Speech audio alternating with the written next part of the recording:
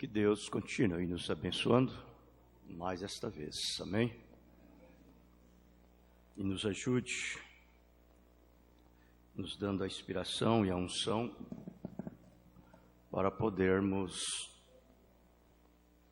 ouvir a sua palavra e falar aos nossos corações. Nós vamos se pôr de pés, por favor. Vamos ler as Escrituras. Fica em São Mateus 4.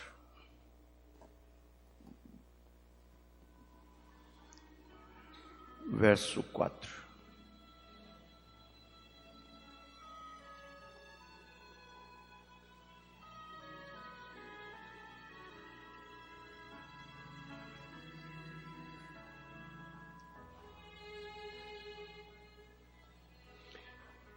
Está escrito: ele, porém, respondendo, disse: está escrito, nem só de pão viverá o homem, mas de toda a palavra que sai da boca de Deus. Amém. Senhor Jesus, ajude-nos a absorver, dando-nos o conhecimento e a revelação do conteúdo da Tua palavra. Sabemos que qualquer um pode abrir essa Bíblia e ler, mas dar, Senhor, a revelação, a interpretação dela, isso cabe só a Ti. Então te rogamos e te pedimos pela Tua graça.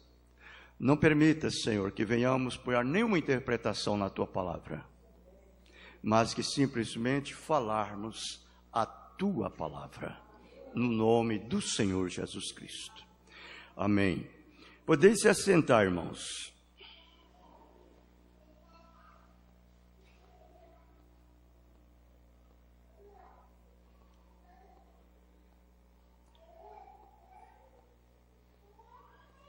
Agora, eu quero falar sobre isto. Nós já vemos falando muito tempo. Se nós for basear só nisso, nós falar a vida todinha nisto. Mas eu quero falar sobre isto daqui. A palavra deve estar na boca da igreja. É isto. A palavra deve estar na boca da igreja. Claro, da igreja do Deus vivo. A igreja de Deus. Uma igreja que não tem a palavra na sua boca, ela não é de Deus. Quando fala na boca, não quer dizer direto só na sua boca. É na alma. A boca de Deus é a sua alma. A boca de Deus está no seu coração. A boca de Deus dentro de você. É a boca de Deus. E aí então se manifesta na sua boca. Aí se expressa através da sua boca, dos seus lábios. Correto? Então a palavra deve estar na boca da igreja. A igreja que não tem essa palavra na sua boca, ela não pode ser a igreja de Deus. Correto? Agora é uma coisa que toda a igreja deveria ter a palavra de Deus na sua boca. Deveria. Toda a igreja que confessa ser a igreja de Deus. Mas nós vamos observar que não tem. A própria Bíblia fala isso. Se você ler Apocalipse, capítulo 3, do verso 15 e 16, você vai ver que o próprio Deus, ele disse estas palavras: eu sei as suas obras, que nem és frio e nem quente, mas porque és morno, vomitar-te-ei da minha boca. Da minha boca. A boca de Deus é lá na sua alma. É a boca de Deus. Agora, se essa alma não é a de Deus, então lá está a boca de outra coisa. É a boca de alguém que está lá dentro de você e falando pela sua boca, pelos seus lábios. E a boca de Deus já vomitou há muito tempo. Esta é a característica e a situação desta era chamada a Era de Laodiceia. Porque esta palavra de Deus, ela é direcionada não ao crente, mas à igreja laodiceiana.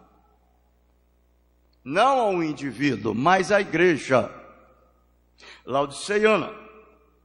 No parágrafo 75 da mensagem à Era da Laodiceia,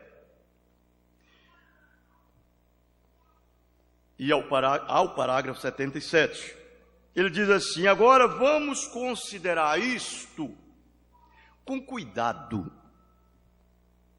Diz que esse grupo de igreja da Era de Laodiceia é morno.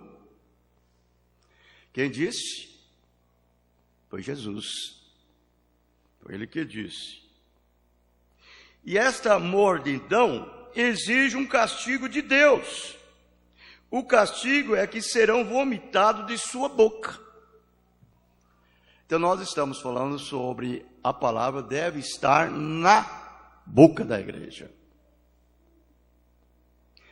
Então, para essa igreja ter a palavra de Deus na sua boca, a boca dela deve ser a boca de Deus.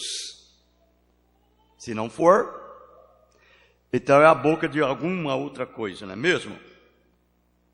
Aqui é onde não queremos nos desviar, como fazem muitas pessoas. Elas muito insensatamente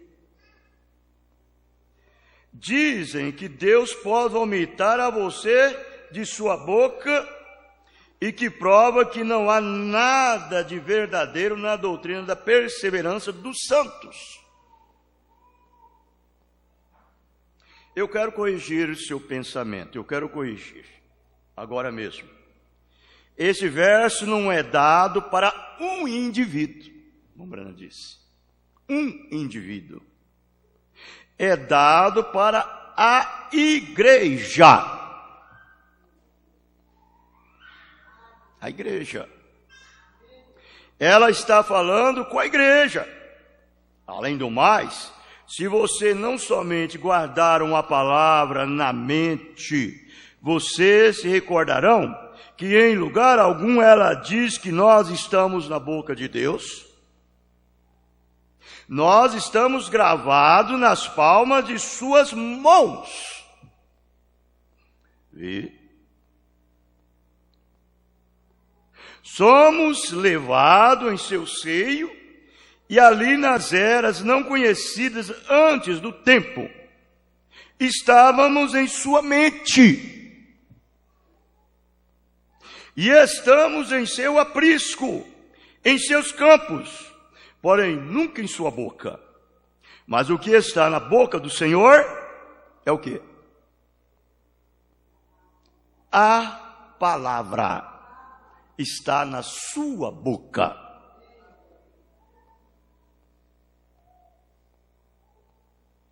Vejam. Ele, porém, respondendo, disse: está escrito. Foi a escritura que nós lemos. Está escrito: nem só de pão viverá o homem, mas de toda a palavra que sai da boca de Deus. Vejam. A boca de Deus. A palavra deve estar em nossas bocas também. Aleluia. E agora sabemos que a igreja é seu corpo. Está aqui tomando o seu lugar. E que estará na boca da igreja a palavra. Por isso que o apóstolo São Pedro, ele fala na sua carta, no capítulo 4, verso 11, na sua primeira carta: se alguém falar, Fale segundo as palavras de Deus. Não é mesmo? Porque a profecia nunca foi produzida por vontade de homem algum, mas os homens santos de Deus falaram inspirados pelo Espírito Santo. Vejam, segunda carta de Pedro, capítulo 1, verso 21. Agora, é uma responsabilidade de todo verdadeiro cristão. E essa responsabilidade, ela é de Deus. Porque a minha responsabilidade, ela fica debaixo da sola dos meus pés. Mas a de Deus, não. A responsabilidade de Deus, ela é completamente verdadeira e muito honesta, com muita sinceridade. Bem, ele disse, então, que se passa com este povo dos últimos dias? Eles deveriam se da palavra, eles não são mais fervorosos acerca dela. Você faz uma análise na sua vida agora. Veja o que está impulsionando a você. Quem é que está te pressionando a ser crente? Vê? O seu estímulo, o seu fervor, vai provar o que é. Qual é o tal que está te pressionando para isto? Mombrana disse, essa mãe, ela levanta de manhã com seus filhinhos, e ela diz bem assim, estou tão cansada, estou tão enfadada, eu tenho ainda que arrumar as crianças para ir à igreja.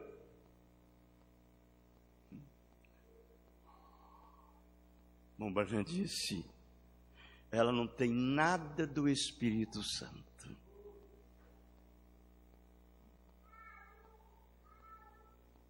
Quando o Espírito Santo está em você, ele te dá um susto. Você pula da cama, você não me pergunta nada.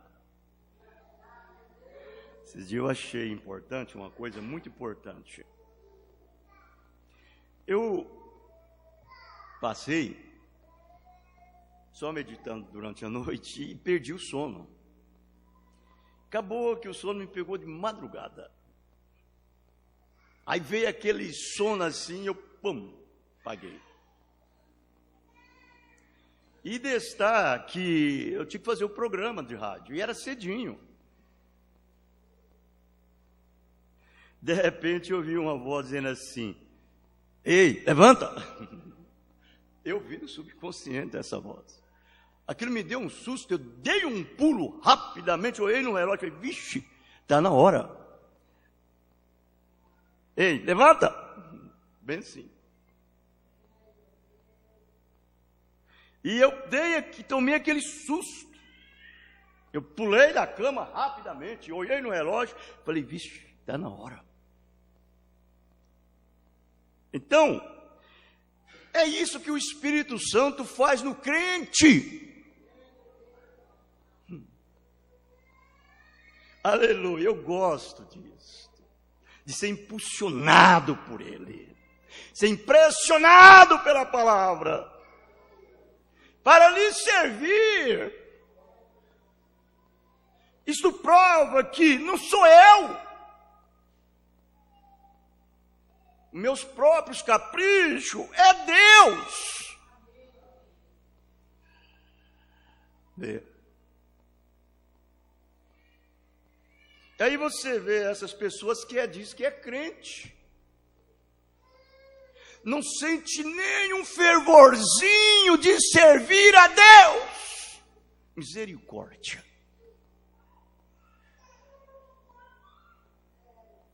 Tem uma preguiça. para servir a Deus, mas para ficar diante de uma televisão, diante de uma internet, diante de uma novela, diante de um jogo de futebol, aí eu quero ver. Muito esperto, não é mesmo? Então o profeta está dizendo assim, eles não são mais fervorosos acerca dela. De quê? Da palavra. Eles são mornos quanto a ela. Vou prová-lo neste instante. Os batistas têm seus próprios credos e dogmas, baseados na palavra. E você não os pode mover. Eles dizem que o dia dos apostólicos de milagres tem passado. E que não há batismo como o Espírito Santo depois de crer. Isso é os batistas, é o argumento deles. Os metodistas dizem, baseados na palavra, que não há batismo nas águas. Aspersão não é batismo. E que a santificação é o batismo com o Espírito Santo. Diz que uma vez que você foi santificado, você já tem o Espírito Santo. A Igreja de Cristo se baseia na regeneração batismal e na sua maioria dos casos descem as águas pecadores secos e saem pecadores molhados. Aleluia, eu gosto do profeta. No entanto, reclamam que suas doutrinas estão na palavra.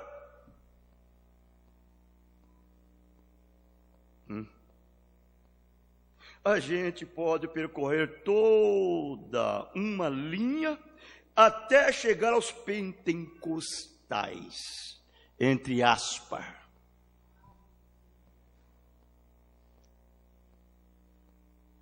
Tem eles a palavra? Você não precisa ir longe.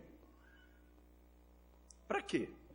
Você vê a condição deles, você vê o estado deles, você vê a forma que eles creem. Os pentecostais. Ele só está faltando adotar nos livros deles um purgatório. Só isso que estão precisando, faltando adotar, para ser igual a mãe. Porque o resto da mamãe velha, eles têm. Só um purgatório que eles não fizeram ainda, não sei porquê. Mas em outras palavras, tem um purgatório. Então vejam, até chegar aos pentecostais, tem eles a palavra? Deles a prova da palavra e verá. Em quase todos os casos, eles deixam a palavra por alguma sensação. Se vocês podem produzir alguma manifestação como azeite, sangue, línguas e outros sinais, se na palavra ou não, ou se propriamente interpretada a palavra, a maioria se inclinará para ela. Mas o que aconteceu à palavra? A palavra foi posta de lado. Por isso Deus diz, eu vou contra todos vós. Eu vos vomitarei da minha boca. Isso é o fim. Por 7 vezes em 7 eras, eu não tenho visto nada, senão homens considerando suas próprias palavras acima da minha. Por isso, ao fim desta era, eu os estou vomitando da minha boca. Tudo está acabado. Vou falar claro, sim. Eu estou no meio da igreja. O amém de Deus, o fiel e o verdadeiro se revelará e será por meio do meu profeta. O assim diz o Senhor. A verdadeira revelação é por meio do profeta, não é isso? Ele disse certa vez para Miriam e para Arão. Ele diz: se alguém é espiritual, reconheças que as palavras que eu vos disse são a verdade. Mas nunca falarei com vós como tenho falado com o meu servo Moisés, que tenho falado com ele boca a boca. Esse é o profeta. Deus pode dar à igreja visão, sonhos, e pode fazer tudo para ela. Mas colocar as coisas em ordem só o profeta faz. Deus fala o profeta. Revela-se ao profeta, dá a visão ao profeta, mostra tudo ao profeta. E diga, fala com eles isto. Não é o que disse a Bíblia em Apocalipse 10:7? Mas no dia da voz do sétimo anjo, quando tocar a sua trombeta, cumprirá o segredo de Deus como nos seus profetas, os seus servos. Esse profeta está em pleno vigor no nosso meio. Você diz, para aí, pastor, ele já morreu. Sim, Deus levou para o descanso, mas o seu ministério continua. O ministério de um verdadeiro profeta não é do homem, é de Deus. É o Espírito Santo. É a palavra. E Deus está completamente, através de sua própria palavra, apanhando cada filho. E ainda mais. Vive neles, impressionam eles por sua própria palavra. Não é isso a verdade?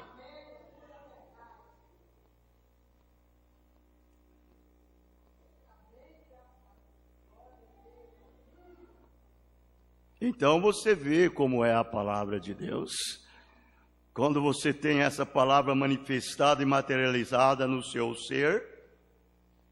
Ei, irmãos, o que isso acontece? Eu estava vendo na parte B desse versículo 7 do capítulo 10 de Romanos. Eu vou ler o verso todo. Mas o Paulo diz assim: quem descerá ao abismo? A pergunta foi essa: quem descerá ao abismo? Isto é, trazer dentre os mortos Cristo. Isso é uma verdadeira dúvida na palavra. É uma verdadeira dúvida na palavra.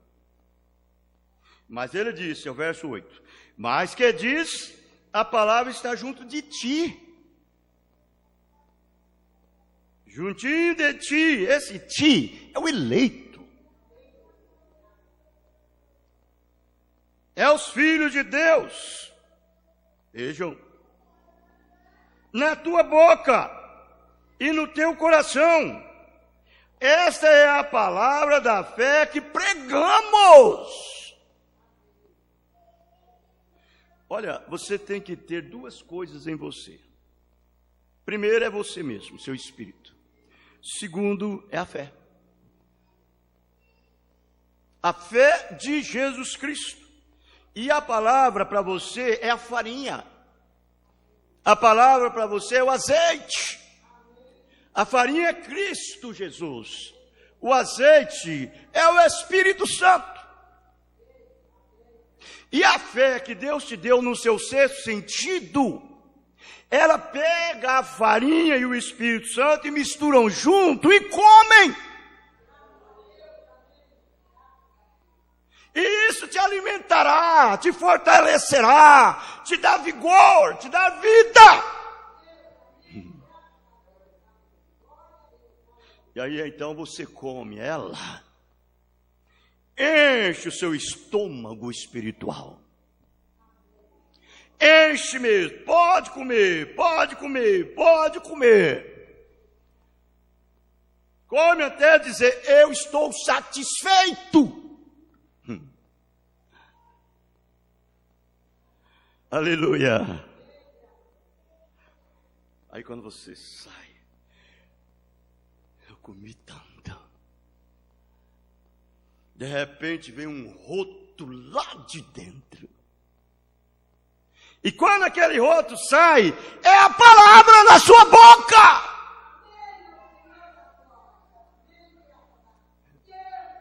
Você fala a palavra. Aí não há contenda, não há divergência, não há briga, não há separação. Por quê? Porque você está alimentando e comendo a palavra. E a palavra é amor. A palavra é gozo. A palavra é paz. A palavra é longanimidade. A palavra é benignidade. A palavra é mansidão. A palavra é fé. A palavra é bondade. A palavra é temperança. Isto é o que está saindo de você. Doçura. Pureza. Aí você ama aquele que te odeia. Você fala bem daquele que te fala mal de você. Você faz o bem para aquele que faz o mal para você. Você ora por aquele que te maltrata. Você ora por aquele que te persegue. Que se possível ele pudesse, ele destruiria você. Mas ele não pode, porque você está alimentando de Deus. Parece que você entra dentro de uma auréola. Você sabe o que é uma auréola, né? Ela te banha todo. Cria em você aqui, em torno de você, uma proteção. É a auréola do Espírito Santo. Da palavra.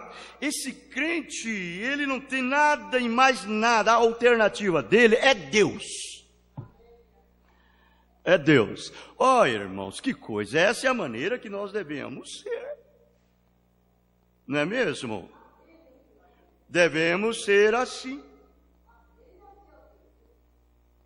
E aí então você tem esta palavra. Esta palavra está na sua boca. Eixe, que coisa. Essa mensagem aí de dizer aos meus discípulos, parágrafo 170 e o 172 e o 238. O profeta diz assim: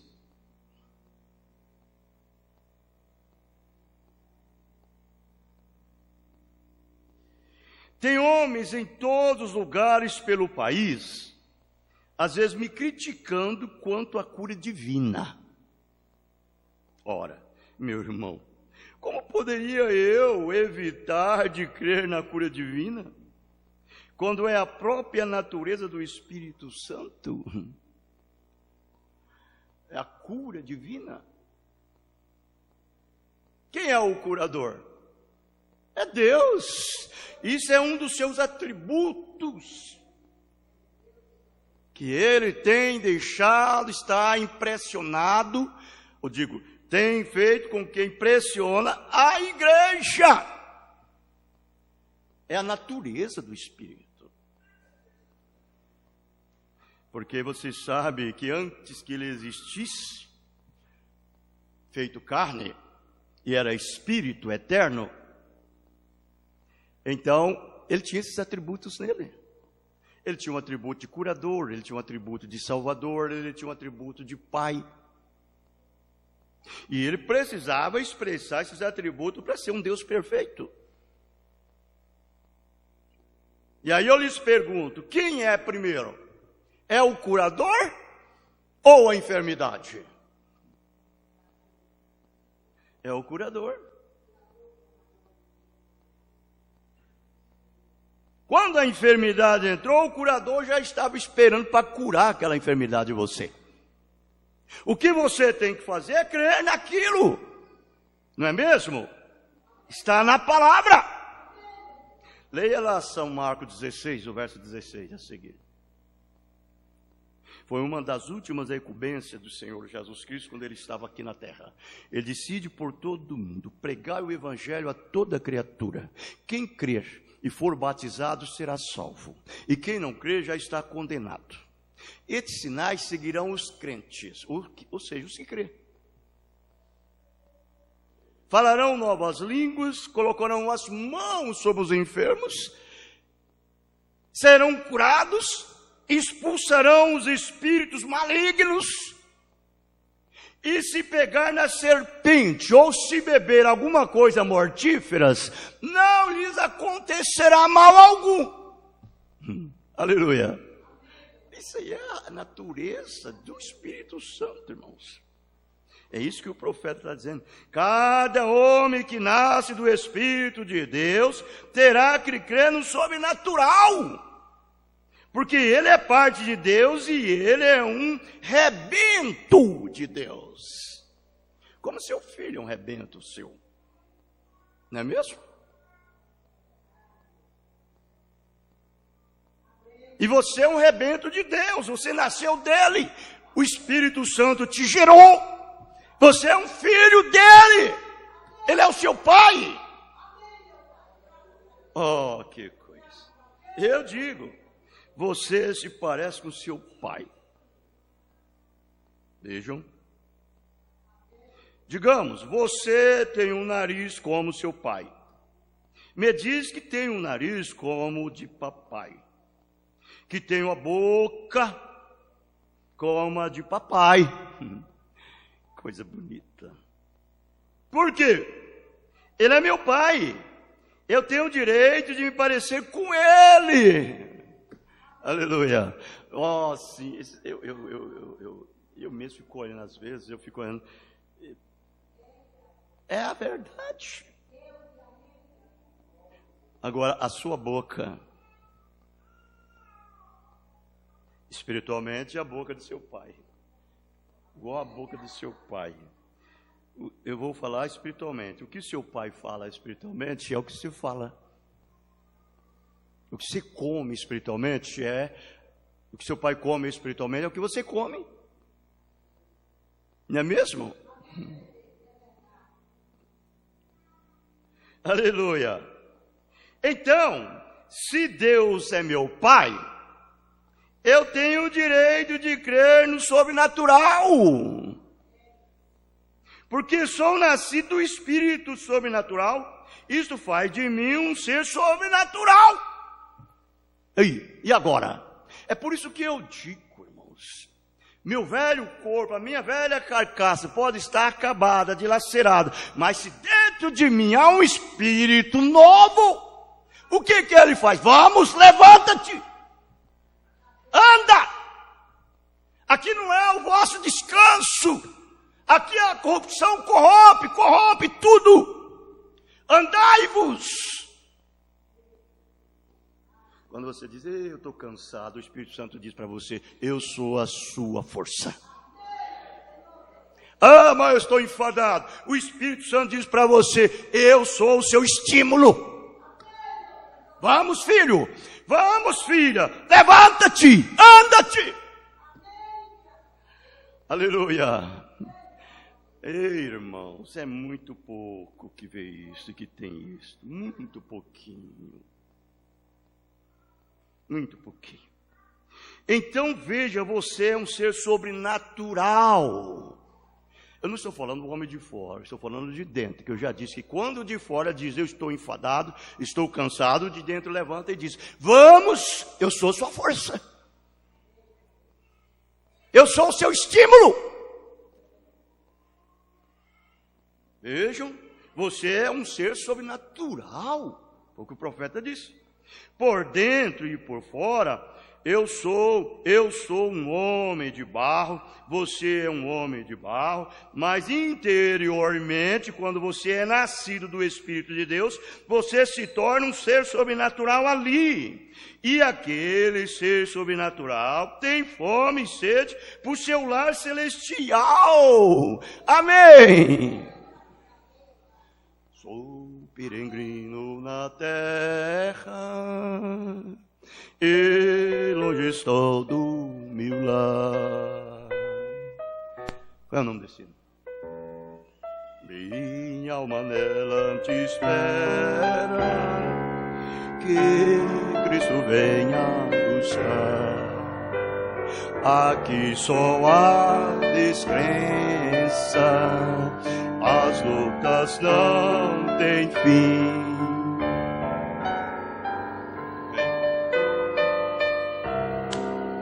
Amém. Então é isso. É isso. Dentro de você tem uma sede por aquele lar. Tem uma sede por aquela cidade, tem uma sede por aquela casa, tem uma sede por aquela família, tem uma sede por aquele pai. Por isso é que você é um peregrino aqui, é um estrangeiro, é um forasteiro, você está indo embora. Deus não colocou você nessa casa aqui não, eu quero dizer, esse corpo, para ficar eternamente não. Ele colocou por um tempo. Estamos de passagem. Não é mesmo? Estamos indo embora. Isso é certo. Amém? Observem isto, irmão. Observe isto, irmão. Correto? Essa é a maneira que deve ser. Quando Deus toma conta desse coração e você ressuscita com Ele, tudo é diferente. Tudo é diferente. O que foi isto? Parágrafo 238. O que foi isto? O Senhor ressurreto. Como foi isto?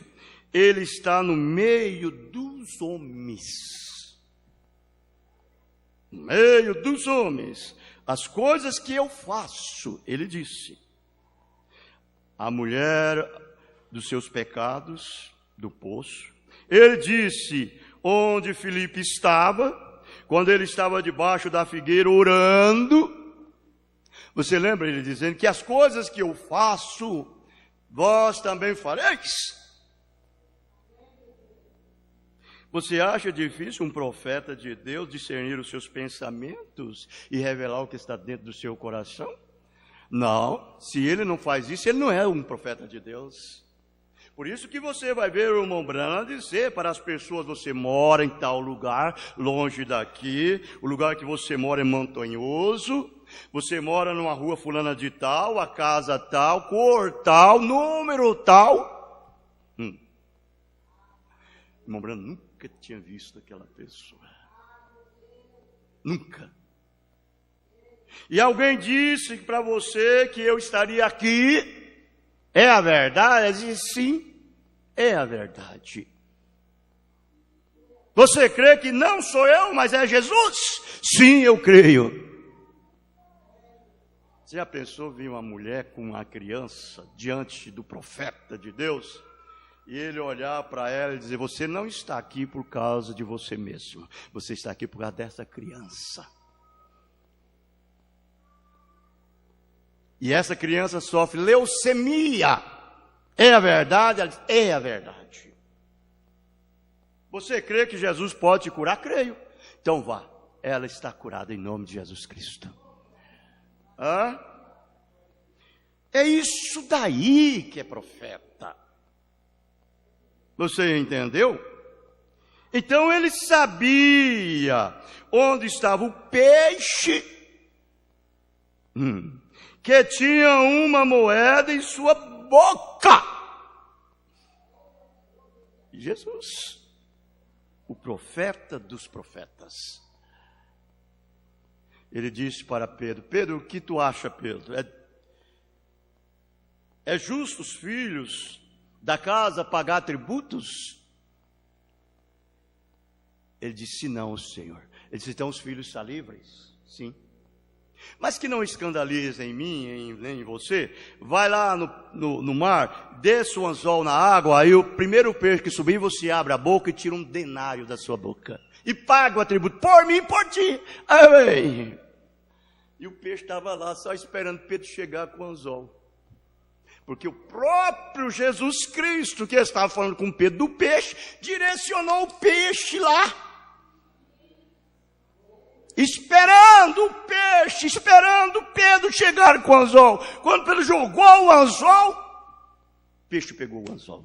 Pedro tirou o peixe para fora, abriu a boca do peixe, estava a moeda dentro da boca do peixe.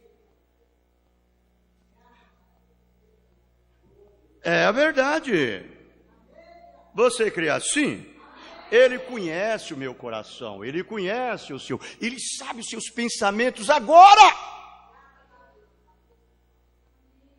O que é que está passando na sua mente a respeito desta verdade que está sendo pregada para você agora? Quando aquelas pessoas, o Mombrana começava a curar e revelar o segredo do coração daquelas pessoas, lá vinha um pensamento dizendo assim, isso é telepatia mental. O Mombrana sentia aquilo vir. Ele disse, não faça isso. Não faça isso. Isso é uma blasfêmia. Eu sinto agora mesmo, vindo da audiência, um espírito dizendo que isso é telepatia mental. Isso é obra do Espírito Santo.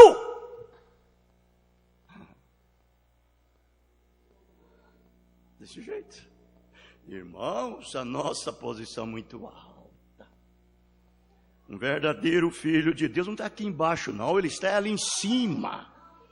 Quem está embaixo aqui é as galinhas. Mas a águia não, a águia está lá em cima. Essa mensagem aqui, essa palavra está materializada, encarnada dentro desse filho, dentro dessa filha. O que ela está rotando é o que ela está comendo. O que sai da sua boca é o que você come. Não é mesmo? Ele disse, o Pai me mostra as obras que até agora faço, e as coisas que faço também as farão. O que é isso? É a ressurreição. Ele ressuscitou dos mortos, ele não está morto, ele está bem aqui conosco agora. Aleluia! Se ele abrisse os nossos olhos, você vê anjos. Deus mesmo, Jesus Cristo. Ele está aqui agora. Ele é simplesmente tão real no recinto como a luz. Ele é simplesmente tão real.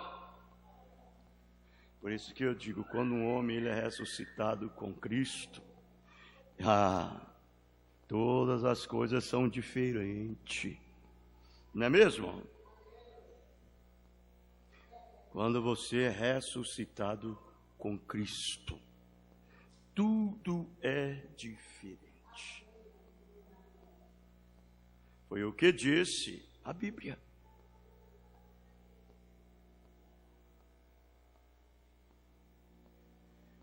Você vai ver que a Bíblia fala na primeira carta de Pedro, capítulo 4, eu já citei essa escritura, mas eu vou ler para vocês. O verso 11.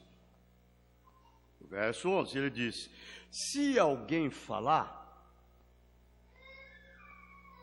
fale segundo as palavras de Deus. Se alguém administrar, administre segundo o poder que Deus dá para que em tudo Deus seja glorificado, pois Jesus Cristo, a quem pertence a glória e o poder para todos sempre. Amém.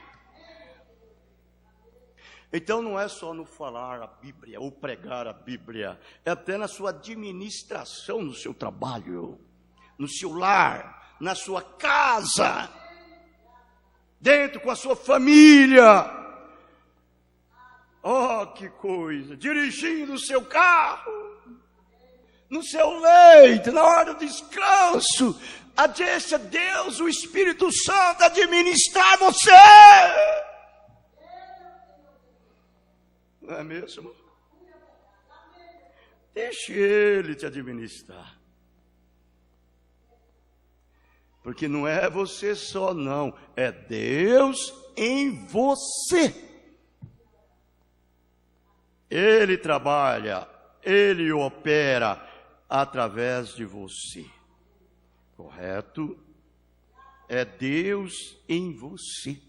Falando a palavra. O que é um pensamento? É uma palavra expressada. Deus pensa com sua mente, fala nos seus lábios. Isto é verdade. Agora, se ele não estiver em você, a coisa é diferente. Mas se ele estiver,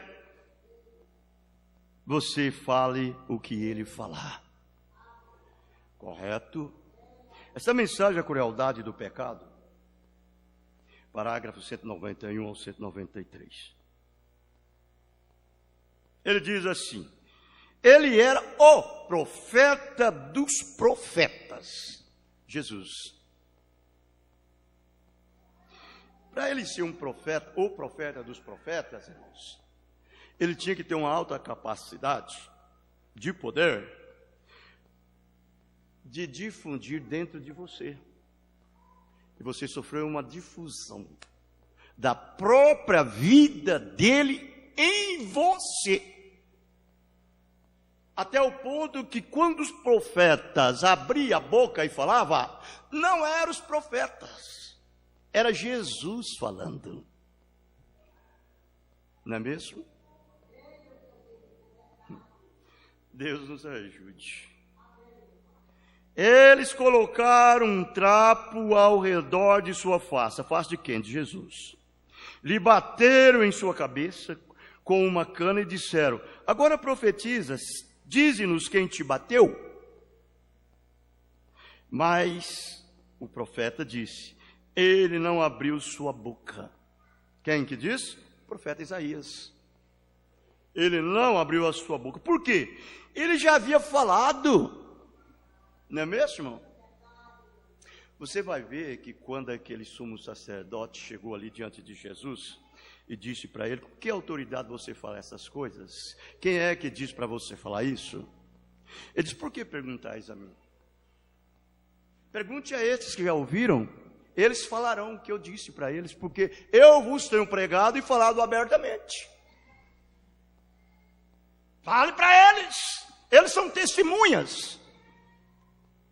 Aí vieram e deram um murro na boca dele. Ele disse: por que me esbofeta desse jeito? Se eu dei o testemunho do mal, eu dei do mal. E se eu falei só o bem, então por que me bate?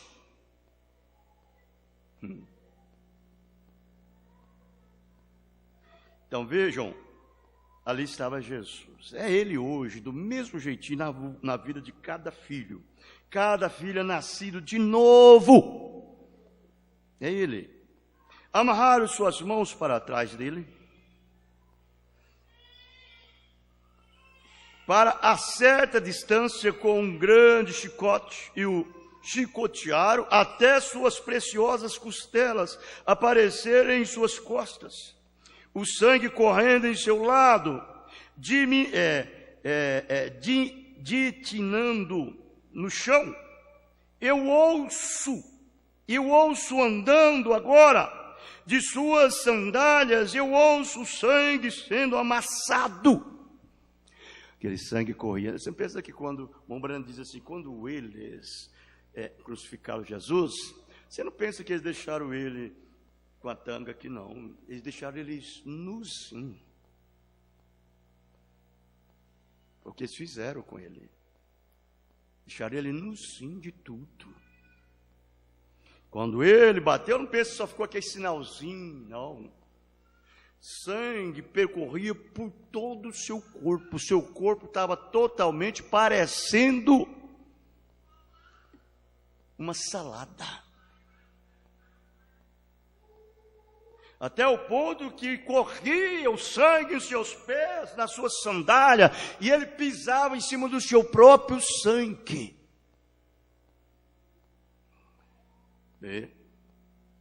E o profeta está falando aqui, ele via em visão. Quando o irmão Branham começava a pregar, Deus começava a mostrar em visão para ele. Ele via tudo, ele disse, e ele está dizendo aqui, e eu ouço andando agora, de sua sandália, eu ouço o sangue sendo massado, e aquele era o Emanuel, aquele era Deus, o sangue de Deus. Irmãos, que coisa! Como eles é cruel, e eu lhes garantirei absolutamente, se Jesus voltasse hoje aqui na terra, literalmente, fisicamente, eles crucificariam ele. Eles só não crucificam porque ele não está literalmente. Então o que eles fazem? Crucificam a sua palavra. Crucificam a palavra de Deus, do Senhor Jesus Cristo. E eu fico pensando, e agora se você foi resgatado por seu sangue, você tem que ser uma mulher diferente, você tem que ser um homem diferente, não é mesmo? Por quê? Porque o sangue de Jesus Cristo, irmão, causa um efeito na vida desse filho. O sangue dele não é um sangue comum, não, é o sangue de Deus. A vida de Deus está no seu sangue, como a sua vida está no seu sangue. Vê? A vida do animal está no sangue do animal. Por isso que no Velho Testamento, hoje não serve aquele sacrifício de animais para nós. Foi abolido. Por quê? Porque a vida que está no sangue do animal é a vida de animal e não coincide com a vida do ser humano. E é necessário para que então nós tenhamos o perdão de nossos pecados e seja pagado, nós temos que ter aquele sangue e a vida daquele sangue entrando em nossas vidas. Há uma difusão de sangue, há uma difusão de vida. Por isso que quando aquelas pessoas vinham para o altar, eles traziam o seu cordeiro. Toda vez eles ofereciam o seu cordeiro. Só que eles vinham oferecer o mesmo sacrifício, porque eles saíam em mente e voltava de novo o desejo de pecar. Eles tinham que de novo oferecer. Agora este não. Esse cordeiro perfeito que é Cristo, não. A vida que está no sangue dele é a vida de Deus. E o sangue de Deus coincide com o sangue humano, porque ele é humano. Ele é humano.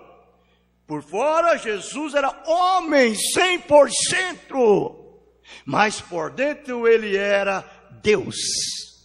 Por isso que ele foi chamado Emanuel, Deus conosco. E a vida de Jesus coincide com as nossas vidas. E o seu sangue entra dentro de nós pela fé e corre nas nossas veias. E quando esse sangue corre em nossas veias, a mesma força e o poder e o vigor desse sangue, que é a vida dele, dá a nós força. Isso é verdade. Aí você vê quando as coisas fazem uma diferença.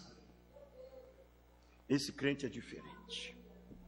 Esse crente é diferente.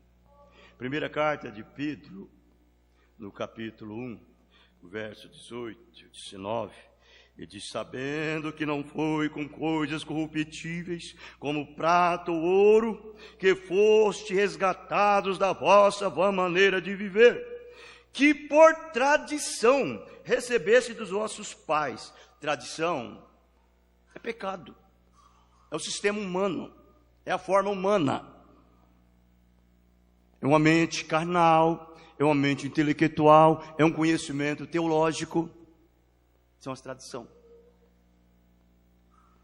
Nós não fomos resgatados com isso, mas com o precioso sangue de Cristo, como de um cordeiro imaculado e incontaminado.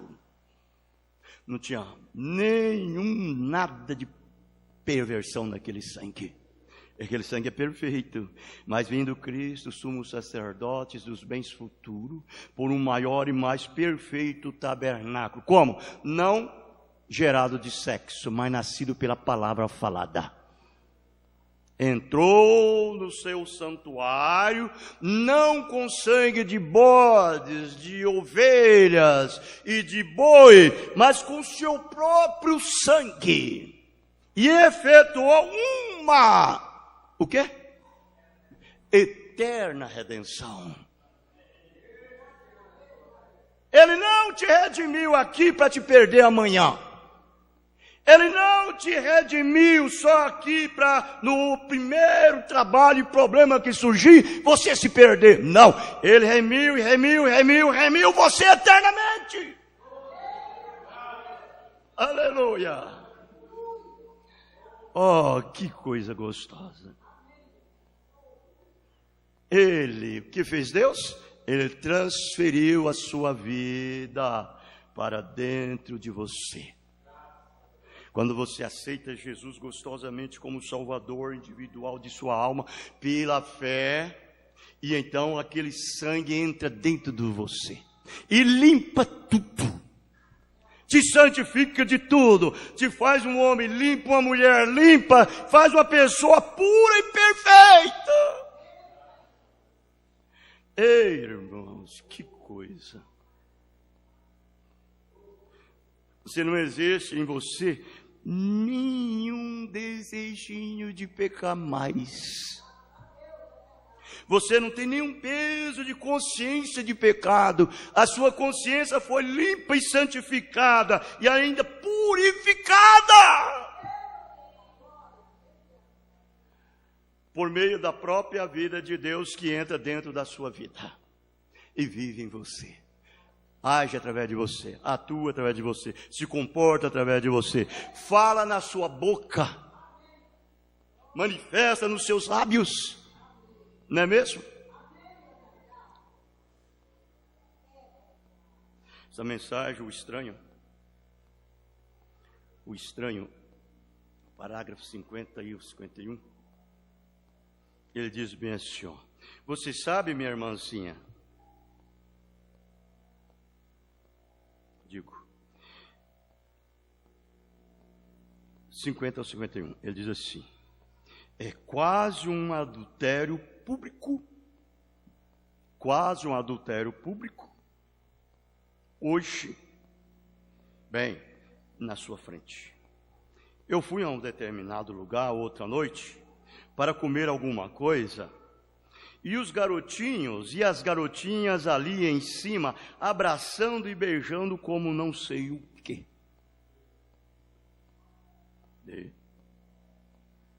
Fique sentado nos seus lugares.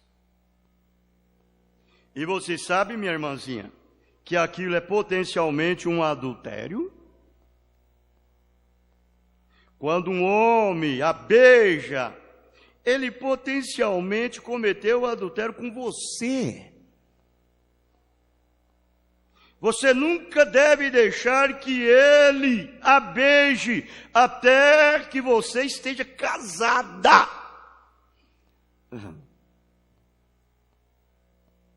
Pois as glândulas, ambas as glândulas masculinas e femininas, estão nos lábios, na boca. Você compreende? E quando as glândulas masculinas e femininas se encontram, seja isso onde for, você potencialmente cometeu adultério. E você não deve deixar um rapaz beijá-la até aquele véu seja levantado em sua face e você seja a esposa dele. Esse véu, você sabe o que é esse véu? O véu de virgindade, o véu de pureza, o véu de limpeza, esse véu de santidade, de segurança, de confiança.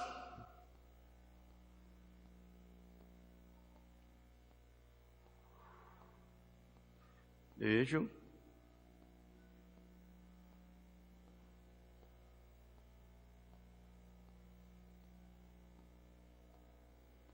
Aquele véu. Não faça isso.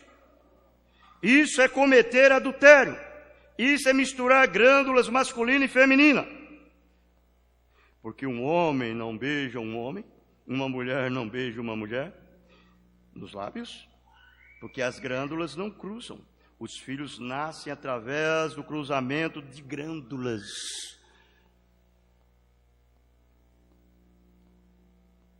E eu vou te falar, minha filha, meu filho, você faz isso lá fora e vem aqui no altar e casa como uma santinha, como um santinho, como não tivesse cometido nada. Você vai pagar no dia do julgamento, porque aquilo está lá. Você não confessou, você não se arrependeu daquilo e vem aqui como uma santinha ou como um santinho.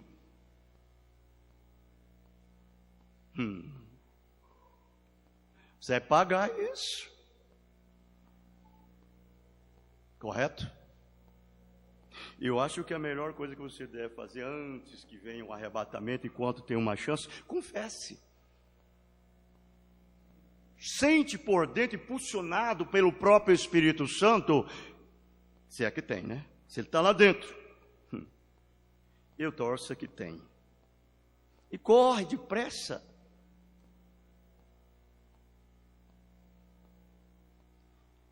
Então é quase um adultério público, novamente, em toda parte. Veja nas telas e tudo que você vê. Uma beijação, um comportamento licencioso. Não é de se admirar que a imoralidade esteja aumentando. Como eles podem fazer isso? As seus espermas ficam todos agitados ao beijar essa mulher na boca. Meu Deus, misericórdia.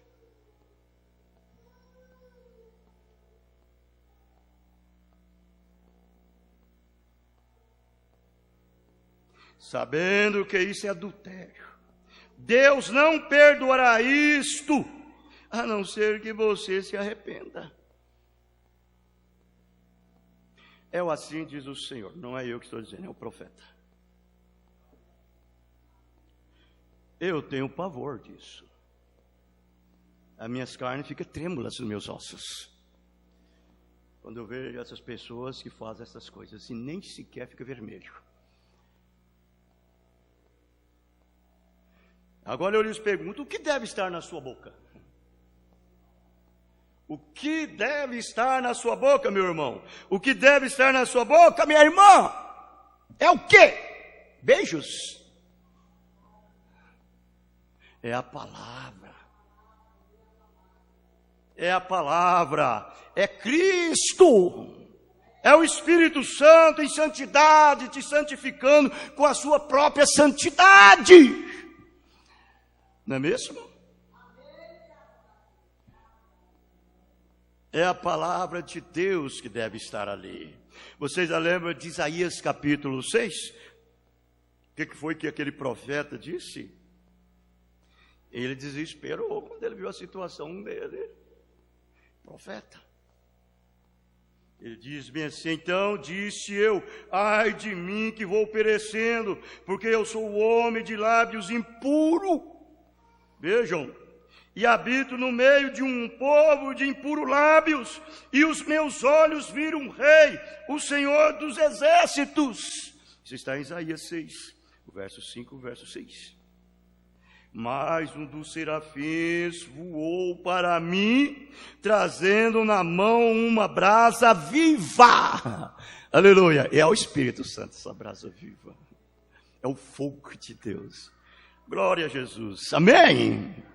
Oh, que coisa! Senhor, toca nos meus lábios com a brasa viva, purifica-me! Até o ponto de minha boca, Senhor, só falar a tua palavra. Foi o que que disse Paulo aos Efésios, capítulo 4, verso 19, que não haja nenhuma na vossa boca, nenhuma palavra torpes, mas palavras que traz edificação a os que ouvem. Palavra torpe, você sabe o que é palavra torpes? É palavras imundas. Então ele disse, trazendo na mão uma brasa viva, que tira do altar, com uma tenaz. E com ela tocou a minha boca, e disse, eis que isso tocou os teus lábios, e a sua iniquidade foi tirada, e purificado o teu pecado. Tem que haver um sentimento sincero, um arrependimento sincero, para que Deus faça isso, senão, meu irmão, nunca acontecerá. Aí quando Ele toca nos seus lábios, aí você fala a palavra de Deus. Moisés teve um encontro com ele, eu vou encerrar aqui, se vocês quiserem ler, quiser marcar, está a conferência com Deus, parágrafo 76 a 80. Moisés teve uma conferência com Deus lá na sarça ardente.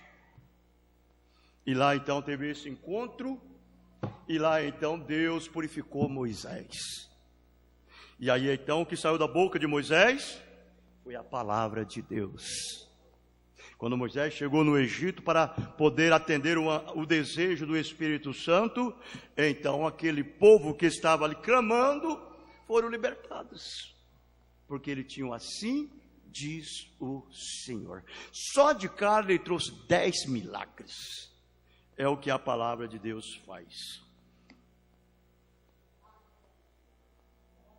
Nós vamos cantar o hino e encerraremos. 176.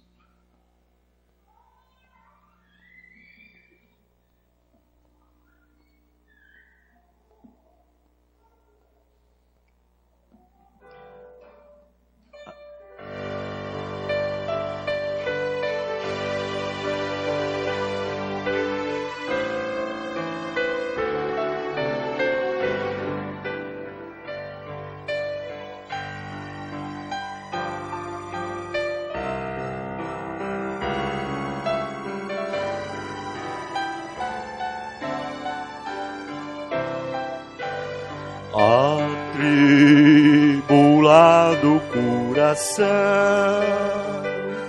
em Cristo alívio encontrarás. Consolo, paz e seu perdão,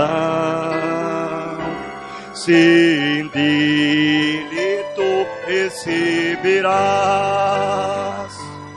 Ó, vem sem demora ao Salvador, porque vacilar e ter temor. Ó, vem já, descanso te dará. Dilacerado pela dor das tuas culpas do pecado, vem sem demora ao Salvador, e vida novas de gozar.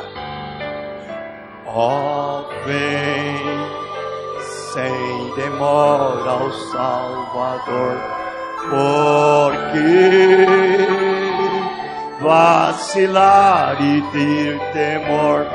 Ó, vem já, descanso te dará. Sim, para vir ao Salvador, tu tens fraquezas a vencer. Ó, vem, pois Ele em seu amor e em graça te dará poder. Ó, vem sem demora ao Salvador, porque vacilar e ter temor. Ó, vem, veja, descanso te dará. A Cristo sem demora vem, pois Ele almeja te valer. E sempre que buscar teu bem, confia nele em teu viver. Ó, vem sem demora ao Salvador, porque vacilar e ter temor. Ó, vem, veja, descanso te dará.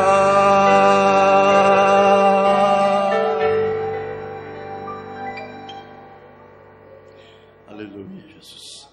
Você sabe que esse mundo vai ser apedrejado, né?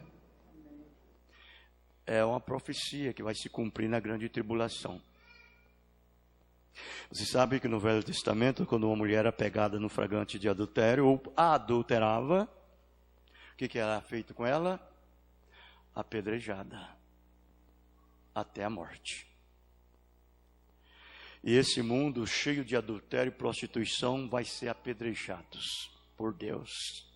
Pedra de 45 talentos vai cair sobre este mundo. 45 quilos. Imaginem, cair lá de cima pedra de 45 quilos sobre este mundo. Por quê?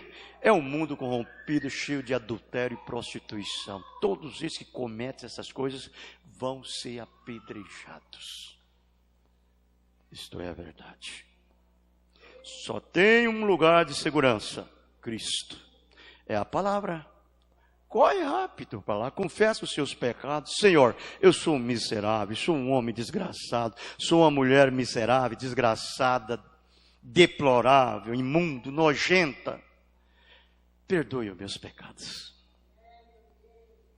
Ele tem um coração bastante delatado com amor divino. E ele vai dizer para você: filho, filha, vai e não peques mais. Todos os seus pecados são perdoados.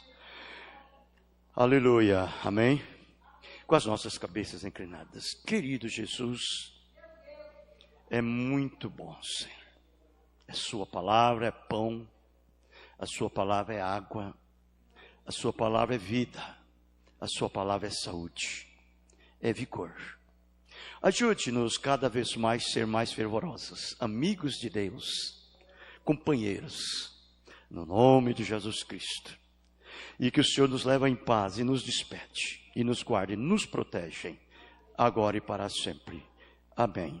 Amém. Deus os abençoe. Estamos terminados. Abençoe um outro no nome do Senhor Jesus Cristo. Amém.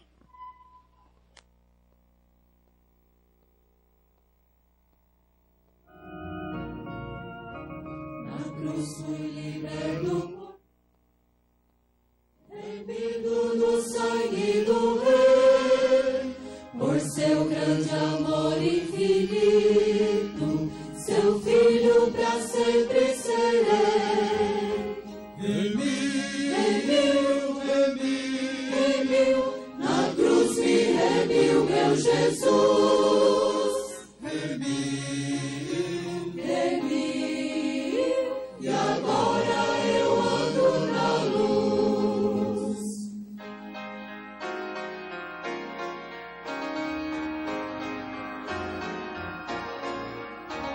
Eu penso em Jesus todo o tempo, o louvo em meu coração.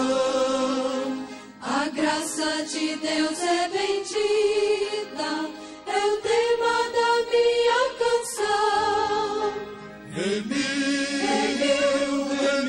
Remiu, na cruz me remiu meu Jesus. Remiu, e agora eu ando na luz. Eu sei que hei de vê-lo na glória, Assentado em seu trono de amor, o Deus de eterna bondade. é digno de todo louvor.